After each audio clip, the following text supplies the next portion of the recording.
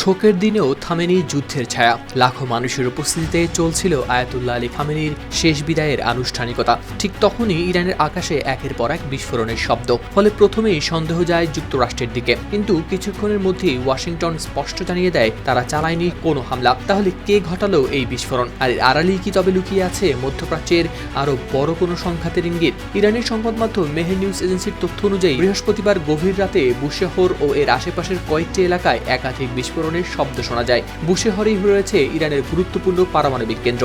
একই সময়ে দক্ষিণাঞ্চলের কোনারক শহর থেকেও আসে আরও একটি বিস্ফোরণের খবর। সংবাদ মাধ্যম আল জাজিরার প্রতিবেদনে প্রকাশ পেয়েছে এই তথ্য।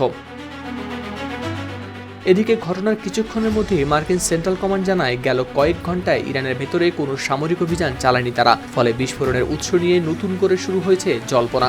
যদিও ইরানের স্থানীয় কর্মকর্তারা জানান বুশেহরের একটি বিস্ফোরণ ঘটে বিমান প্রতিরক্ষা ব্যবস্থা সক্রিয় হওয়ার সময়। তাদের দাবি, শহরের উপকণ্ঠে একটি সামরিক ঘাঁটিতে ক্ষেপণাস্ত্র জাতীয় একটি বস্তু আঘাত হানে। তবে সেটি কোথা থেকে এসেছে বা কারা হামলা চালিয়েছে সে বিষয়ে আনুষ্ঠানিকভাবে কিছুই জানানো হয়নি।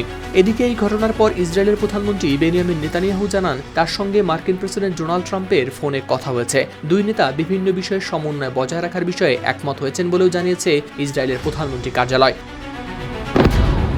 এর আগে দক্ষিণ ইসরায়েলের একটি সামরিক অনুষ্ঠানে নেতানিয়াহু বলেছিলেন ইরানের সঙ্গে সংঘাত শেষ হয়নি, সামনে অপেক্ষা করছে আরও নতুন চ্যালেঞ্জ। একই ধরনের বার্তা দিয়েছেন ইসরায়েলের সেনাপ্রধান আইয়াল জামির ও প্রতিরক্ষামন্ত্রী ইরজাল কার্জো। তাদের বক্তব্যে ইঙ্গিত মিলেছে প্রয়োজন হলে ইরানে আবারও চালানো হবে সামরিক অভিযান। এই উত্তেজনার কেন্দ্রবিন্দুতে রয়েছে হরমুজ প্রণালী। চলতি সপ্তাহে এই জলপথে কয়েকটি বাণিজ্যিক জাহাজে হামলার পর থেকেই পরিস্থিতি হয়ে ওঠে আরও জটিল। ইরান জানায় তাদের উপকূল ঘেঁষে জাহাজ চলতে হবে। অন্যদিকে উপসাগরীয় দেশগুলোর বিরোধিতা করেছে এই অবস্থানের। মার্কিন প্রেসিডেন্ট ডোনাল্ড ট্রাম্পও সাম্প্রতিক ঘটনাগুলোর পর ইরানের সঙ্গে হওয়া সমঝোতা কার্যত অকার্যকর বলেই মন্তব্য করেছেন। একই সঙ্গে ইরানের তেল রপ্তানির উপর দেয়া কিছু ছাড়ও প্রত্যাহার করেছে ওয়াশিংটন, যদিও কোনো পক্ষই আনুষ্ঠানিকভাবে আলোচনার টেবিল ছেড়ে যাওয়ার ঘোষণা দেয়নি। হাওলাদার শামীম, RTV।